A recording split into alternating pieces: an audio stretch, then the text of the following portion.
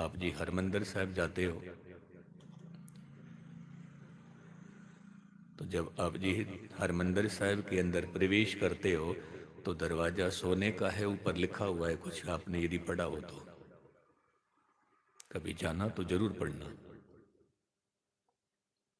मुख्य द्वार, वहाँ पर ऊपर लिखा हुआ है हरमंदिर साहिब के ऊपर जो सोने की सेवा है वो धन गुरु रामदास साहिब महाराज आप जी ने अपना हाथ रखकर अपने सेवक रंजीत सिंह से आप रहमत करके कराइए। आप रहमत कर, ये नहीं कहा कि ये मैंने की है, नहीं, आप रहमत करके, आप कृपा करके ये कराइए। तो जहाँ गुरु साहिब का इतिहास आप जी ने सुना है कि किस तरह टोडरमल निम्रता के घर में है, टोडरमल की पत्नी, टोडरमल की बेटी निम्रता के घर में है, और वो इतिहास आपने अपने भी जहन में बिठाना है। मैं एक अंश इतिहास का और आपके सामने रखता हूँ। जब तीनों का अंतिम संस्कार हुआ, आप फतेहगढ़ साहिब जाओ, पहले आपको दर्शन होंगे ठंडे बुर्ज के। जब ठंडे बुर्ज से नमस्कार करके मत्था टेक कर आप जी अंदर जाओगे तो वो कचेरी थी सूबा सरहंद की, जहाँ पर बेसमेंट में आप जब नमस्कार करने जाते हो तो वो ये स्थान है जहाँ पर बच्चों को दीवारों में चिना गया था। लगातार अब वहाँ पर पाठ चलते रहते हैं लगातार। और जहाँ पर अंतिम संस्कार किया गया था, टोडरमल ने जो जमीन खरीदी थी, जगह खरीदी थी, उस स्थान का नाम रखा है ज्योति स्वरूप। सूरज किरण मिले जल का जल हुआ राम। वहाँ पर अंतिम संस्कार आज के दिन हुआ था। समय की धारा बहती गई तो गुरु गोविंद सिंह महाराज के पास भाई नंदलाल जी आते हैं, और भाई नंदलाल जी क्या कहते हैं, महाराज औरंगजेब की तो मौत हो गई, लेकिन औरंगजेब का जो राज था वो मिलना चाहिए था बहादुर शाह को, पर उस राज को हड़प लिया है तारा आजम ने। तारा आजम, तो बहादुर शाह चाहता है आपसे मिलना। अब ध्यान देना कि गुरु गोविंद सिंह महाराज के पूरे परिवार को शहीद कर दिया औरंगजेब ने, और उसके थोड़े दिन बाद ही बहादुर शाह गुरु गोविंद सिंह से मिलने के लिए आ रहे, क्योंकि भाई नंदलाल से बहादुर शाह ने कहा था कि मेरा राज छीन लिया गया है और मुझे मेरा राज वापस कैसे मिलेगा। तो भाई नंदलाल जी कहने लगे कि गुरु गोविंद सिंह महाराज ही दिला सकते हैं, और कोई नहीं दिला सकता, कोई नहीं दिला सकता, आप उनके पास जाओ। बहादुर शाह कहता है भाई साहब जी, भाई नंदलाल जी, कि जिसके बाप को मेरे बाप ने शहीद किया, जिसके बच्चों को मेरे बाप ने शहीद कराया, जिसके अनिन भगत सेवक सिंहों को, सिंगड़ियों को मेरे पिता ने शहीद करा दिया, अब वो गुरु गोविंद सिंह महाराज मुझे राज कैसे दिलाएंगे, क्योंकि हमारे साथ तो उनका टाकरा चल रहा है, युद्ध चल रहा है, और मुझे अपने दरबार में वो आने भी कैसे देगा गुरु गोविंद सिंह महाराज। भाई नंदलाल जी कहने लगे आप एक काम करो, एक बार आप जाकर देखो, एक बार। बहादुर शाह कहता है फिर मैं आपके बगैर नहीं जा सकता हूँ, यदि ले चलना है तो मुझे आप ले चलो, क्योंकि बचाना भी फिर आपने ही है। ये गुरु गोविंद सिंह महाराज कुछ कहेंगे भी तो आपने ही बचाना है मुझे, क्योंकि आप गुरु गोविंद सिंह महाराज के अनन्य सेवक हो, भगत हो। भाई साहब को बहुत प्यार करते थे गुरु गोविंद सिंह महाराज, बहुत प्यार, इतना प्यार करते थे, इतना प्यार। उसका थोड़ा सा एक उदाहरण आपके मैं सामने रखूं। एक दिन गुरु गोविंद सिंह महाराज ने कहा भाई साहब से, भाई साहब, जिसके साथ मोहब्बत हो उसको कुछ देने का मन करता है, और जिसके साथ दुश्मनी हो उससे कुछ छीनने का मन करता है। जिसके साथ बहुत प्रेम हो उसको बहुत कुछ देने का मन करता है, जिंद जान भी वारने का मन करता है, और जिसके साथ दुश्मनी हो उसकी जिंद जान भी छीनने का मन करता है। हकीकत है, हम कह देते हैं मेरा मन करता है कि मैं तेरी जान निकाल दूं, और जब प्रेम होता है तो क्या कहते हैं, मेरा जी करता है मैं अपनी जान भी तेरे को वार दूं। प्रेम। तो भाई नंदलाल से कहने लगे मेरा मन करता है मैं तुझे कुछ दूं, आप कुछ मांग लो। तो भाई नंदलाल जी क्या कहते हैं, कहते हैं महाराज जब तक मैं आपके पास नहीं आया था तब तक मैंने अपने सिर पर एक बहुत बड़ी पोटली बांधी हुई थी, रखी हुई थी, और उस पोटली में बहुत किस्म की मांगें थीं कि जब मैं गुरु से मिलूंगा ये भी मांगूंगा, ये भी मांगूंगा, ये भी मांगूंगा, ये भी मांगूंगा। होता है जब हम किसी से दोस्ती करते हैं तो हम कहते हैं जब हम मिलेंगे तो मैं ये भी कहूँगा, ये भी कहूँगा, ये भी कहूँगा। जब पास में आते हैं तो सब कुछ भूल जाते हैं। हकीकत है, कुछ भी याद नहीं रहता क्या मांगो। उससे पहले तो धारणाएं बनाते रहते हैं, चिट्ठी लिखते रहते हैं, ये भी कहूँगा, ये भी कहूँगा, ये भी कहूँगा। जब पास में आते हैं तो वो चिट्ठी भी नहीं निकलती जेब से, भूल जाते हैं सब कुछ। महाराज जब आपके पास नहीं आया था तो मेरे सिर पर एक बहुत भारी पंड थी, इसमें मांगे थी, मैं ये भी मांगूंगा, ये भी मांगूंगा। जब आपके पास में आया तो वो सारी की सारी मांगे मेरी खत्म हो गई, अब मुझे कुछ भी नहीं चाहिए, कुछ नहीं चाहिए। गुरु गोविंद सिंह महाराज कहने लगे भाई नंदलाल जी जब मैंने कहा है कि मांग ले तो फिर मांगने में शर्म कैसे, मांग ले, जब मैं खुद कह रहा हूं मांग ले। भाई साहब ने क्या मांगा, कहने लगे महाराज फिर जे कुछ देना है तो फिर मेरे सिर पर हाथ रखो और मुझे खाक बना दो। मेरे सिर पर हाथ रखो, मुझे खाक बना दो, मिट्टी बना दो। गुरु गोविंद सिंह महाराज कहने लगे भाई नंदलाल हद हो गई। लोग मांगते हैं धन चाहिए, लोग मांगते हैं रुतबा चाहिए, लोग कहते हैं प्रभुता चाहिए, लोग कहते हैं बहुत बड़ी पदवी चाहिए, और आप हो जो कहते हो कि मेरे सिर पर हाथ रखो और मुझे भस्म कर दो, मुझे खाक बना दो, मुझे मिट्टी बना दो। हद हो गई, ये भी कोई मांगना है। तो भाई नंदलाल जी कहने लगे महाराज आगे और भी सुनो, खाली मुझे खाक ही नहीं बनाना, और भी सुनो। मुझे खाक बनाकर, मुझे मिट्टी बनाकर, और उस मिट्टी को उन उन गलियों में बिछा देना, उस मिट्टी को उन उन रास्तों पर बिछा देना जिन जिन रास्तों से आपके दर्शन करने के लिए संगत आती है, उन उन रास्तों पर मेरी मिट्टी बिछा देना। भाई साहब ऐसा क्यों?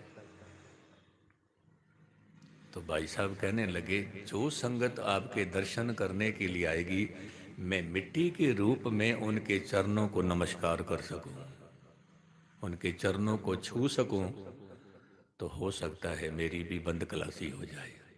अब जब आप अपने घरों से निकल कर आते हो गुरु ग्रंथ साहिब को मिलने के लिए, गुरु नानक को मिलने के लिए, गुरु गोविंद सिंह महाराज को मिलने के लिए, क्योंकि 10 गुरु साहिबान के की जो जोत है धन गुरु ग्रंथ साहब के अंदर मौजूद है। ये गुरु नानक भी बैठा है, गुरु गोविंद सिंह भी बैठा है, 15 भगत भी बैठे हैं, 11 भट्ट भी बैठे हैं, 4 निकटवर्ती सिख भी बैठे जिनकी वाणी है वो भी बैठे हैं, और वो शहीद और मुरीद जिन्होंने जप कर कर के शहादत दी वो भी बैठे हैं। जेकर मैं ऐलानिया ये कहूँ तो बाबा जोरावर सिंह, बाबा फतेह सिंह भी आज ही बैठे हुए हैं।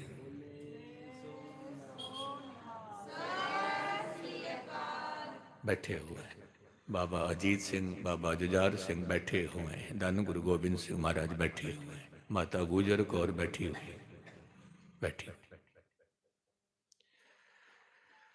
गुरु गोबिंद सिंह महाराज कहने लगे, भाई साहब जी,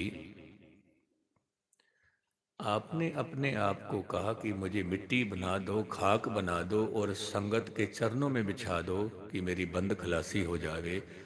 आज यदि आप संगत के चरणों की खाक बनना चाहते हो तो एक समय ऐसा आएगा कि संगत आपके चरणों की धूल को अपने मस्तिष्क पर लगाएगी। एक दिन ऐसा आएगा। लेकिन मुझे एक बात बता, इतनी तड़फन क्यों है आपके अंदर? तो उसने जो बात कही वो आपके मैं सामने रखूं। भाई नंदलाल जी कहने लगे कि हवाए बंदगी आवुर्द दरवजूत मरा। हवाए बंदगी आवुर्द दरवजूद मरा, वगर न झोंक चुनी आमदन नाबूद मरा। ए मेरे मालिक, हवाए बंदगी, बंदगी दी जो हवस है, तड़फन है, हवाए कहते हैं प्यास, हवस, हवाए बंदगी।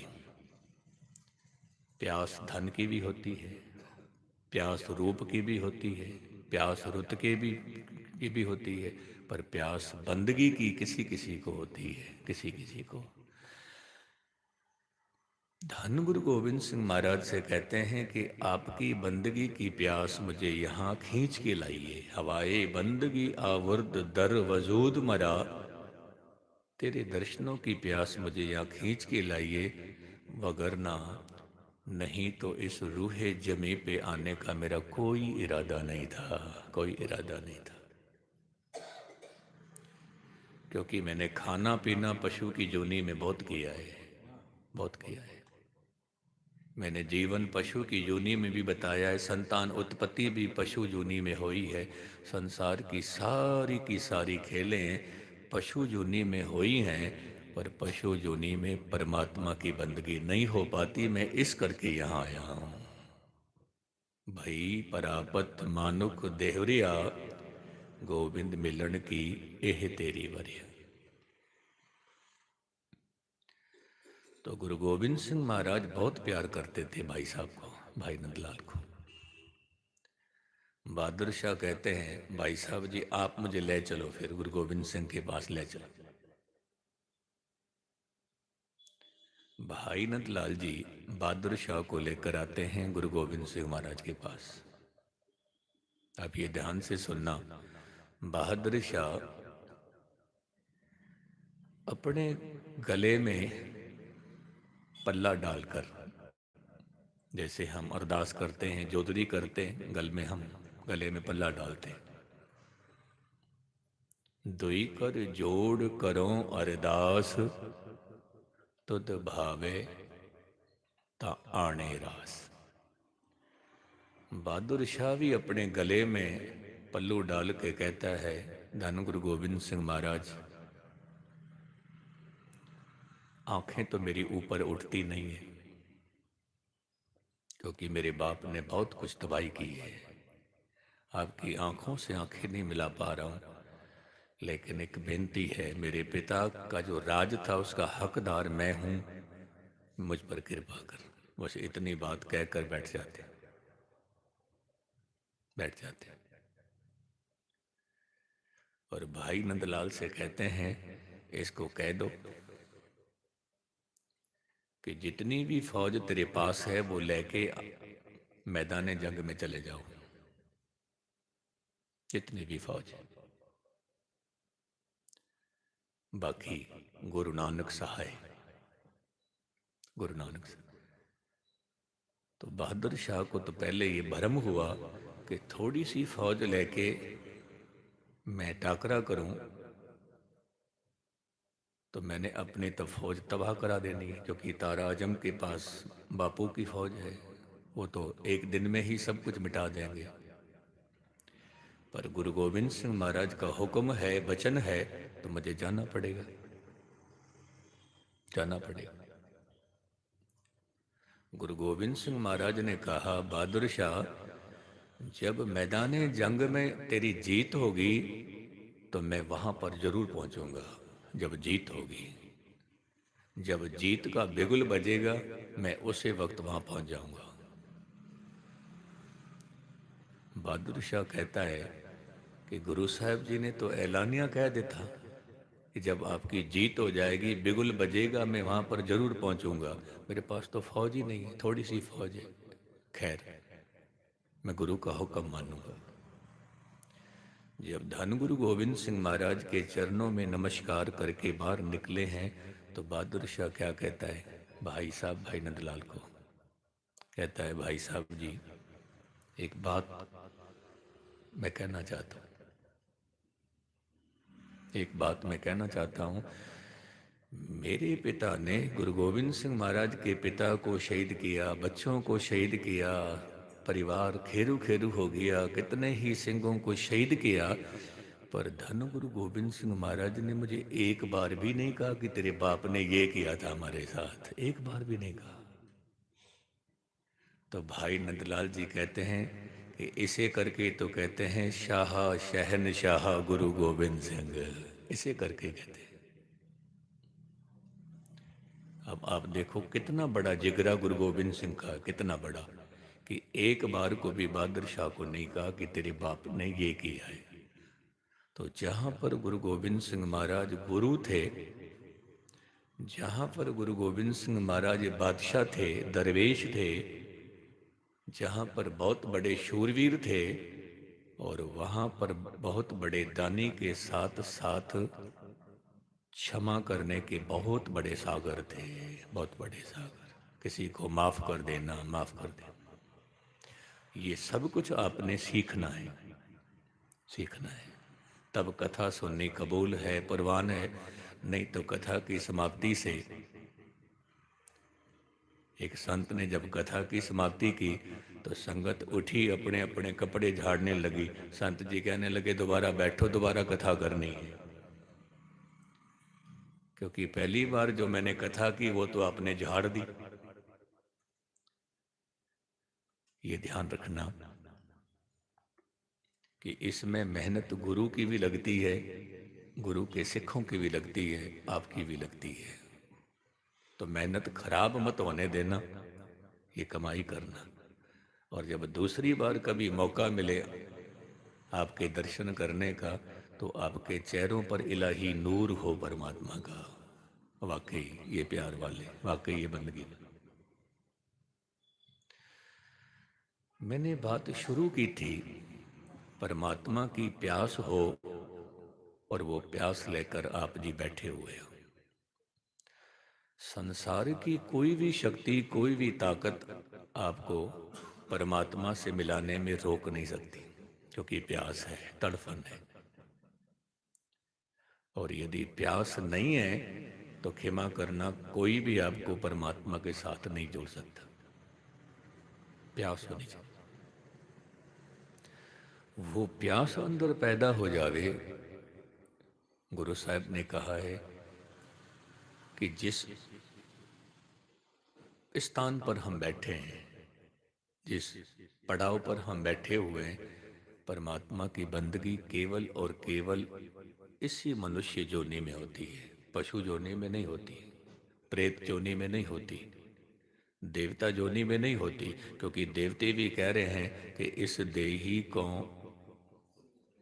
सिमरे देव, सो देही भज हर की सेव, हर की सेव। तो जैसे जैसे हम उसको गाएंगे, गुरु साहब कह रहे हैं कि मनुष्य का शरीर जो आपको मिला है, ये मौका है, ये अवसर है। तो साहब कहते हैं, जिस जल निध कारण तुम जग आए, सो अमृत गुर पाही जियो। जो अमृत लेने के लिए आप जी आए हो, मैं फिर बात दोहरा दूं, इतने सारे सिंहों ने जो शहादत दी है, उसका कारण क्या था? कोई तनख्वाह नहीं लेता था, बस लंगर छका देते थे गुरु के प्यार वाले। और वो भी एक वक्त ऐसा आया कि गुरु का लंगर भी नहीं नसीब होता था, पर फिर भी मैदान जंग में टाकरा करते थे। क्या चाहिए था उनको? वो कहते थे, हमें गुरु का प्रेम चाहिए, बाकी कुछ भी नहीं चाहिए, प्रेम चाहिए। प्रेम करके अपने आप को वार दिया, अपने आप को मिटा दिया प्रेम करके। तो साहब कहते हैं कि उनको प्यास थी कि गुरु से हमने प्यार लेना है, प्यार लेना। जेकर मैं प्यार की बात करूं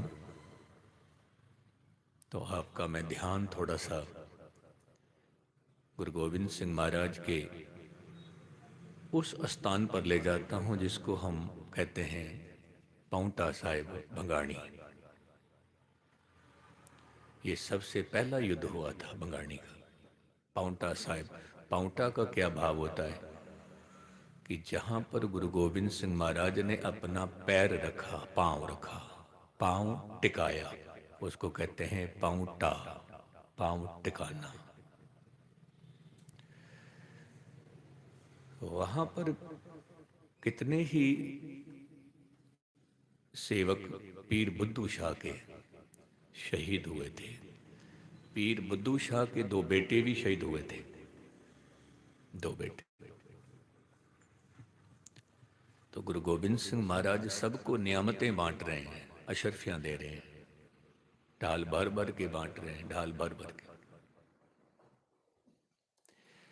अब गुरु गोविंद सिंह महाराज पीर बुद्धू शाह से कहते हैं, पीर जी आपको मैं कुछ दूं, उससे अच्छा होगा कि आप ही कुछ मांग लो, क्योंकि आपका नुकसान ज़्यादा हुआ है। आपके दो बेटे शहीद हुए हैं, 500 मुरीद शहीद हुए हैं, आप कुछ मांग लो।